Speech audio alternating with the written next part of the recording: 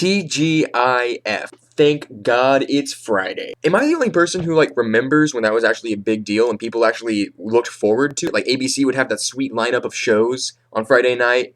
Boy Meets World, Full House, Step by Step, Family Matters. Family Matters was the best. You know, that was a staple in the Bain household. Sitting down every Friday night, getting real comf, sitting down, get some popcorn going, and we would watch the crap out of those shows, and that is what our whole life was. It was great. We would always look forward to Friday night. That was the best times of my life, I think. They would have the little cartoon thing, and I always remember being really upset because it would build this playground at the beginning, and I was like, that looks like the greatest thing ever, but I knew deep down inside I would never get to play on that thing. It was the same kind of sadness that I felt whenever I was watching Sailor Moon and I realized I will never win the heart of Sailor Mercury. It's the same sadness I feel every day now. What happened to all of that? Somewhere along the way between whenever I was like 5 and 19, Fridays have lost their lust. Fridays are still a good thing, I guess, but they're just weird. They're not as wanderlusty anymore. Is that a word? Can you say wanderlustful? Today, for example, my brother, my dad, and I went to Chop House Burgers, which is delicious, by the way. If you've never had one, I encourage you to do so. It was on Diners, Drive-Ins, and Dives, which, big time. But we were sitting there, just having our own burgers, and the Cotton Bowl is tonight. And if you don't know what the Cotton Bowl is, where have you been your whole life? And freaking all of Chop House Burgers it was a house divided. Every single person has an A&M shirt or an OU shirt, and they're on opposite sides of the restaurant, and you can just feel like you couldn't walk through the middle of it because you might get killed by the heat vision going between the two of them. And then I noticed there's this one girl that is a waitress, and she's going around, and she's, bussed several tables next to us. I realize she turns to the side, and I notice, like, her entire face, her neck is really pale, like, almost straight up white. But then, the rest of her face, there's a distinct line of where skin tone comes in.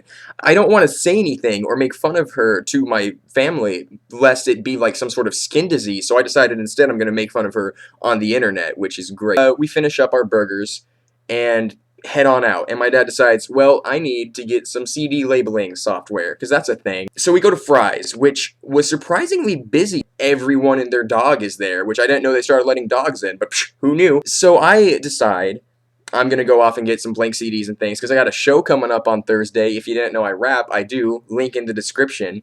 Probably not gonna want to check that out. So I go off and do that, and I find my dad.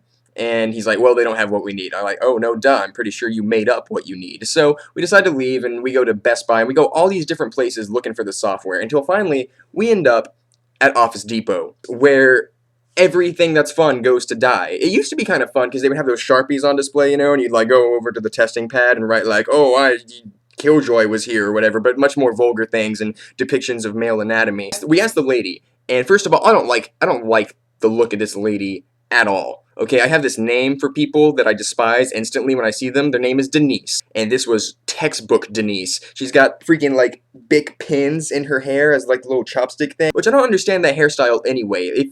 I've never seen a person legitimately use chopsticks in their hair to, like, make a statement. I've never seen that and been like, that was a good choice. You really thought about that when you put that together this morning. I think she tried to adapt it for her occupation, because, like, it's like a mechanical pencil freaking with, like, lead coming out of the end of it, and its eraser's all rubbed down, so if you ever tried to use it, it would just blacken up your bubbles and screw up your Scantron. So she comes up, and my dad tells her what she needs, and Denise just gives him the snarkiest little look. Really?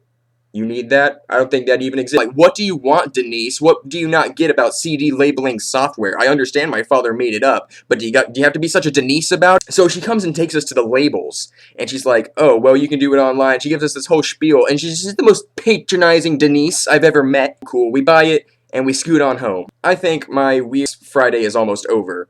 Not yet. As we start to get onto the highway, we're up at a red light, and we're trying to turn onto the ramp. This truck comes up behind us, and he's, like, freaking right on our bumper. And he just, like, lays on the horn. And my dad, I don't know if he even thought about it, but my dad, I don't know if he just got spooked or what, but as soon as that horn goes, like, whoop, and you can, like, almost literally feel the car jump like it's in some 1940s cartoon, and whoop, whew, and then, like, turn around the corner. There's this other Jeep coming in with this Asian family in it, and they're trying to take a right onto the ramp, but we're already scooting, and they're looking at us, but they're not looking at us. They're laughing, and they look at the truck behind us, like, did you just see that Trailblazer hop because the big truck behind him honked at them? them? That was incredible. So we get on the ramp, and I look in the rear view from the back seat because I'm chilling with my little snow cone that we bought. That didn't happen. I just thought it was a classic image of childhood. And the truck is still freaking, like, basically pushing our Trailblazer. Like, I have never felt compelled to flip someone off in my life just because I'm a good person, I guess. And also, I'm always afraid that maybe it's a future employer, and they'll be like, you flipped me off that one time. Be like, well, you were being a douchebag on the road, but okay, I'll just leave this interview. My dad's, like, still trying to, we got the freaking feet running. We're going Flintstone mode. It's just gonna freaking mount us and drive over us. So we get out onto the highway, and this truck just, like, as soon as, I don't know if he even has eyes to look at the highway, because he almost killed everyone. He comes out into the left lane, he just, like, he throws it on so hard, the wind from his acceleration almost blows us off the freaking highway, which is weird because we're in a Trailblazer, which is a pretty chunky car, okay? It's like a I don't have an analogy for that. But as he goes, I look at him. He's this big old, like, bald guy. He's like this giant F-150. He's looking at us, and I can tell he just rages. That makes it sound more like he was eating a cheeseburger. And I look, though, in his passenger seat is this tiny little, like, 5-year-old girl.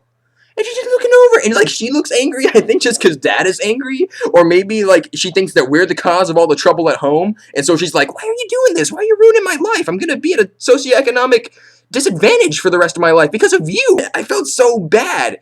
Not only for this little girl who has this rager of an F-150 douchebag dad, because that's her life. We become the most meek drivers on the road. Like, our pride is shattered. My snow cone that didn't exist is melted and dripping in my lap. Kyle is having a heart attack over there because he's so sick. We bought the Hobbit soundtrack at Best Buy, but that seems like a little comfort now. And I just felt compelled to tell you guys all that. So, hope your New Year's is going great, and just TGIF.